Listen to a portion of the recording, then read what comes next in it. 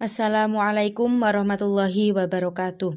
Baik, di sini saya akan mempresentasikan tentang materi konsep teknik dan manfaat seni tari bagi siswa SD yang telah disusun oleh kelompok 4. Sebelum presentasi dimulai, saya akan memperkenalkan anggota kelompok 4. Yang pertama yaitu Anissa Zakiatul, yang kedua Aliza Aulia, yang ketiga Muthaharoh, dan yang terakhir Nurul Alfiah. Dalam seni tari tentunya ada beberapa konsep, yaitu terdiri dari ruang gerak, tenaga, dan waktu yang berbeda-beda. Berikut ini adalah penjelasan konsep kesenian tari. Yang pertama, gerakan dalam suatu tarian memerlukan ruang gerak yang menyesuaikan dengan jenis gerakan yang dilakukan. Ruang gerak dapat berupa ruang gerak sempit dan ruang gerak luas. Penentuan ruang gerak dapat disesuaikan dengan jumlah penari meliputi tunggal berpasangan dilakukan dalam suatu kelompok. Yang kedua yaitu tenaga. Dalam melakukan gerakan tarian dibutuhkan tenaga menyesuaikan untuk dinamis, ritmis, dan harmonis. Tanpa tenaga yang sempurna, maka tidak mungkin tari dipentaskan dengan baik. Yang ketiga yaitu waktu. Dalam melakukan tarian, terdapat estimasi sesuai dengan gerakan yang ditampilkan. Tari dapat dilakukan dengan cepat atau lambat, yang kemudian disebut tempo. Dengan berpatokan pada tempo, maka kesan dinamis dalam suatu tarian akan terlihat. Untuk selanjutnya akan disampaikan oleh rekan saya. Baik, terima kasih. Yang selanjutnya saya akan membahas tentang teknik seni tari. Teknik seni tari di sini saya akan menjelaskan 4. Yang pertama, teknik gerak pada badan. Di situ kita bisa melihat gambar. Itu merupakan contoh teknik gerak badan yang dinamakan dengan hoyok. Hoyok merupakan gerakan badan dicondongkan ke samping kanan atau ke samping kiri. Yang kedua yaitu teknik gerak pada kepala.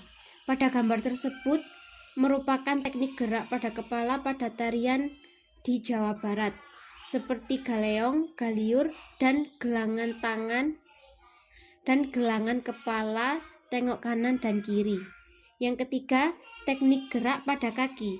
Pada gambar tersebut merupakan contoh teknik gerak pada kaki yang dinamakan trecet. Trecet merupakan telapak kaki jinjit bergerak ke kiri dan ke kanan. Yang keempat, teknik gerakan pada tangan.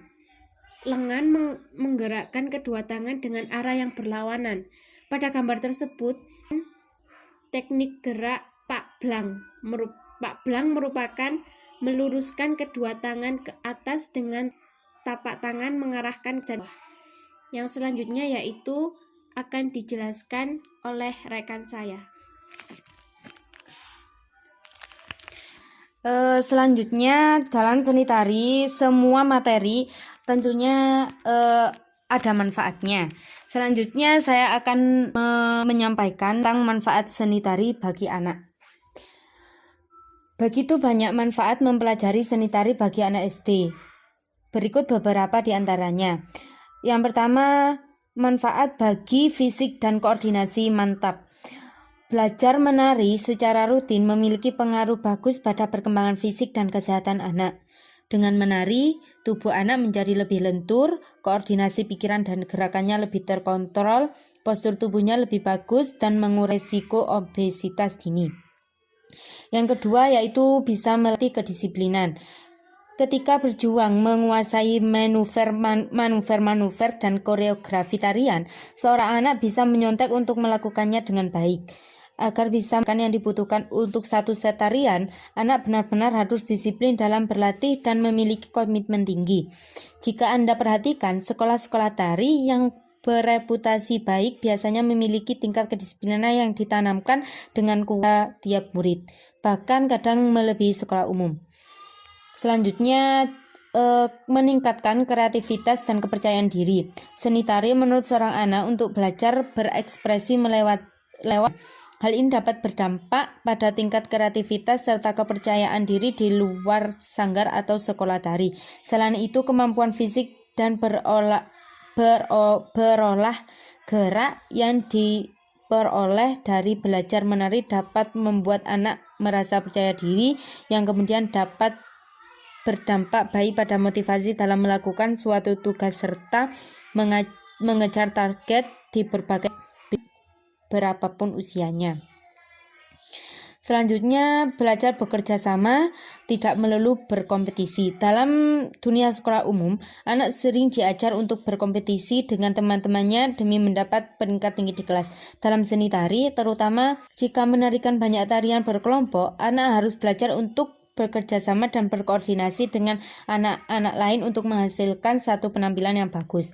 Selanjutnya, untuk membentuk saluran mekanisme pertahanan ego. Yang dimaksud dengan mekanisme pertahanan ego di sini adalah setiap tindakan yang dilakukan setiap kali seseorang habis mengalami sesuatu yang mengguncang sistem nilai, pemahaman, serta harga dirinya. Jika seseorang tidak memiliki sistem mekanisme pertahanan ego yang baik, ia akan melampiaskan ke hal-hal buruk seperti minum minuman keras, menutup diri, jatuh ke dalam depresi, melakukan tindakan agresif, dan sebagainya. Jadi, kegiatan olah fisik seperti seni tari dapat menjadi bagian dari mekanisme pertahanan ego yang sifatnya positif yang disebut sublimasi, di mana emosi negatif dilampiaskan ke dalam tindakan positif. Dengan demikian, secara tidak langsung, seni tari dapat membantu anak untuk belajar menjadi pribadi memiliki mental sehat.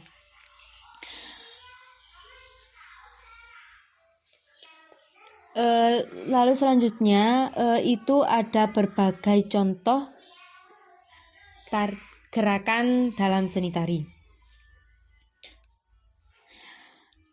Untuk selebihnya saya mohon maaf jika ada penyampaian kata yang kurang menarik, yang membingungkan ataupun yang membuat suasana tidak nyaman.